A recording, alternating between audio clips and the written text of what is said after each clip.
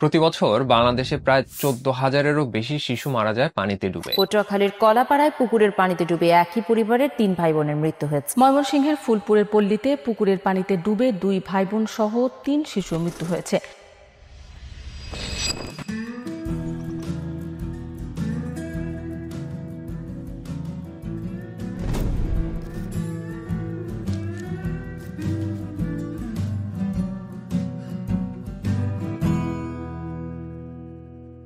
একটা শিশু অথবা একজন পূর্ণবয়স্ক মানুষ যদি পানিতে পড়ে যায় তাহলে তাকে কিভাবে বাঁচাতে হবে সেটা জানা থাকা দরকার আমাদের সবার।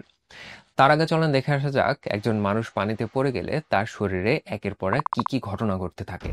প্রথম স্টেজ, এই অবস্থায় মানুষটি চেষ্টা করে যেন কোনোভাবেই নাক মুখ দিয়ে পানি ঢুকে না পড়ে, কিন্তু এই অবস্থায় বেশিক্ষণ সে থাকতে পারে না, কারণ রক্তে অক্সিজেনের পরিমাণ কমতে থাকে। নর্মালি একজন সাধারণ বা সুস্থ মানুষের শরীরে কি ঘটে, আমরা যখন নিঃশ্বাস নেই তখন আমাদের নাক দিয়ে বাতাস ঢুকে ফুসফুসে চলে যায়। ফুসফুসের এই পথের একদম শেষে বাতাসের মতো কিছু বল থাকে গোল গোল। তো এই বলগুলোর গায়ে রক্তনালিকা পেঁচানো থাকে।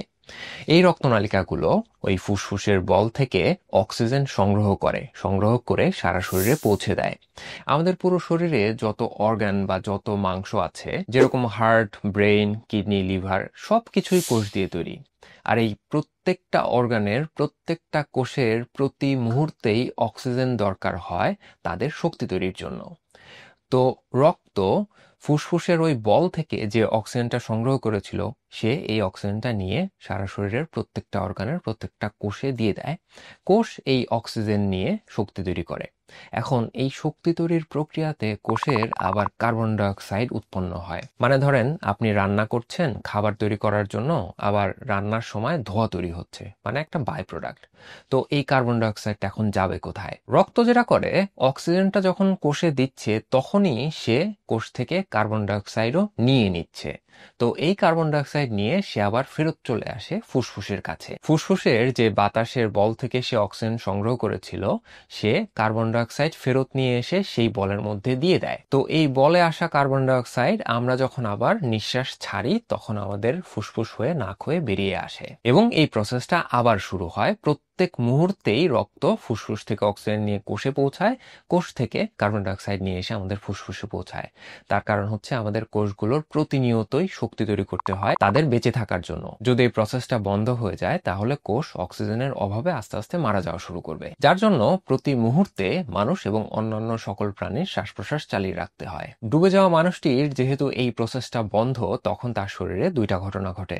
নাম্বার 1 হচ্ছে হাইপোক্সিয়া, মানে তার রক্তে অক্সিজেনের পরিমাণ কমে যেতে থাকে। নাম্বার 2 হচ্ছে হাইপারক্যাপনিয়া, রক্তে কার্বন ডাইঅক্সাইডের পরিমাণ বেড়ে যাওয়া শুরু করে। এই কন্ডিশনটাই হচ্ছে হাইপারক্যাপনিয়া, এবং এর ফলে রক্তে পিএইচ এর পরিমাণ কমে যায়, যার ফলে রেসপিরেটরি অ্যাসিডোসিস হয়।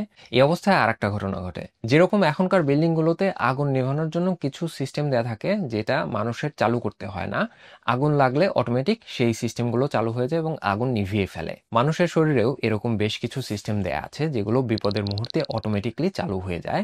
তার মধ্যে একটা হচ্ছে লো অক্সিজেন রিফ্লাক্স। এই ব্যাপারটা হচ্ছে অনেকটা এরকম, ধরেন কেউ একজন জোর করে আপনার নাক মুখ বন্ধ করে রেখেছে, তো আপনি শ্বাস নিতে পারছেন না। প্রথম কয়েক সেকেন্ড আপনার মাথা কাজ করবে, আপনি হয়তো চেষ্টা করবেন এখান থেকে বেরিয়ে আসার। এর কয়েক সেকেন্ড পরেই দেখা যাবে আপনার শরীর অটোমেটিক রেসপন্স করা শুরু করে দিয়েছে, আপনি হাত পা ছোড়াছুড়ি করছেন, ধস্তাধস্তি করছেন এই অবস্থা থেকে বেরিয়ে আসার জন্য। একজন ডুবে যাওয়া মানুষের রক্তে যখন অক্সিজেনের পরিমাণ কমে যায় তখন এই লো অক্সিজেন রিফ্লাক্স চালু হয়ে যায়, নাক মুখ অটোমেটিকলি খুলে যায়।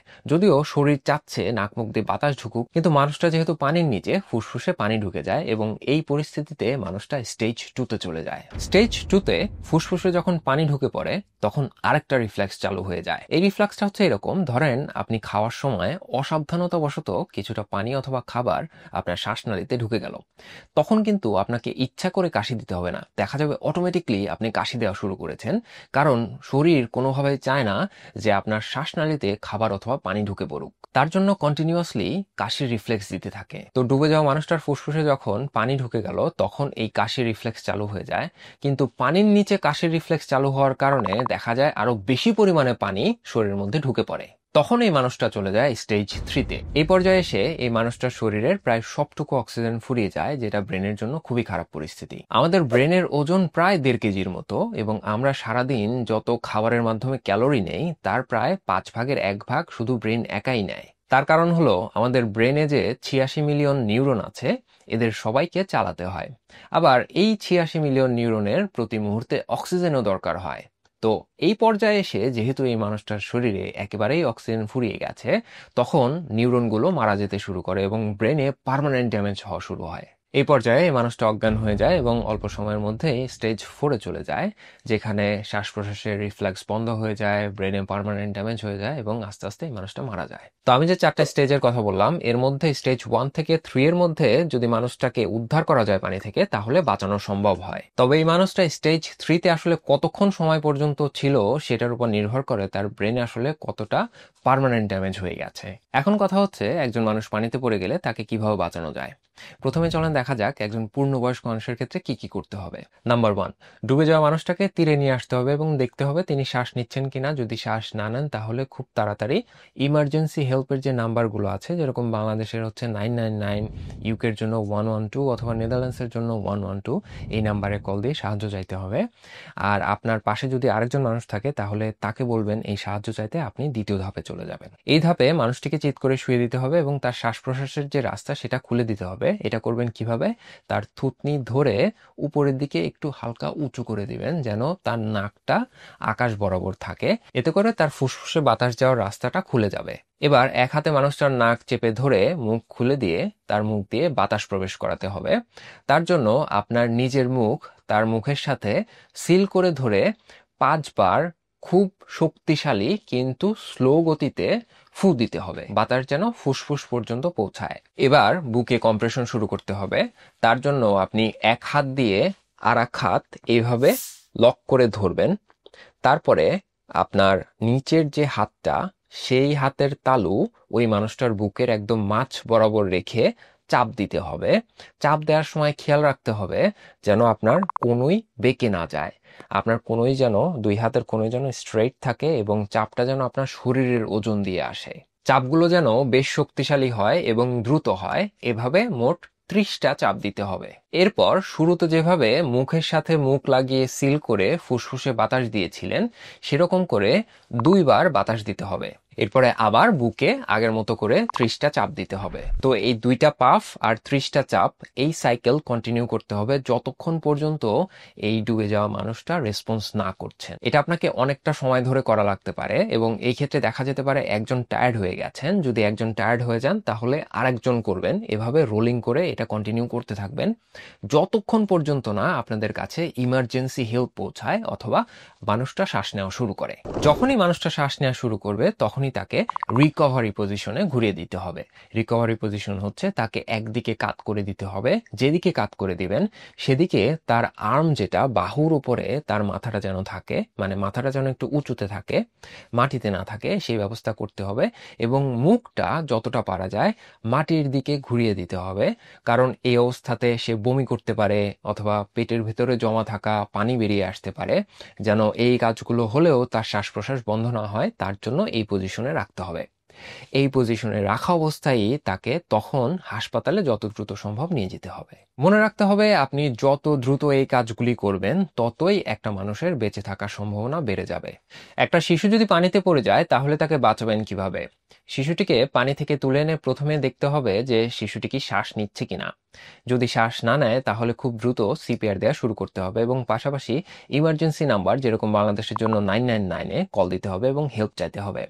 সিপিআর দেওয়ার জন্য শিশুটিকে একটা শক্ত সারফেস, যেরকম টেবিলের ওপর, শুইয়ে দিতে হবে চিৎ করে। প্রথমে এক হাতে শিশুটির কপালে আলতো করে ধরে আর এক হাতের তর্জনী দিয়ে তার থুতনিটাকে একটু উপরের দিকে তুলে দিতে হবে যেন নাকটা কিছুটা আকাশ বরাবর থাকে। এই অবস্থায় যদি দেখেন শিশুটির মুখে অথবা নাকে কোনো বড় অবস্টাকল আছে, সেটা তুলে নিয়ে ফেলে দেবেন। এখন শিশুটির মুখের সাথে মুখ লাগিয়ে পাফ দিতে হবে। তার জন্য আপনি প্রথমে শ্বাস নেবেন এবং এরপরে শিশুটির মুখের সাথে আপনার মুখ আটকে ধরবেন এমন ভাবে যেন আপনার মুখ আর শিশুর মুখের মাঝে কোনো ফাঁকা জায়গা না থাকে বাতাস বেরোয়ার জন্য।